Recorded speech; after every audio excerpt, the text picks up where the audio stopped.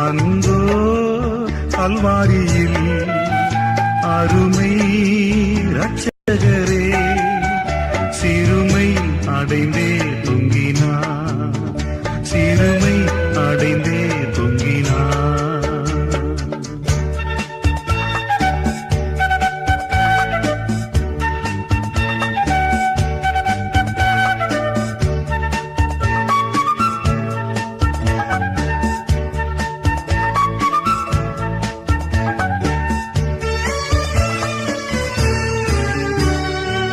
முள்ளின் முடியும் செவ்வங்கி அணிந்தும் கால் கரங்கள் ஆணிகள் பாய்ந்தும்,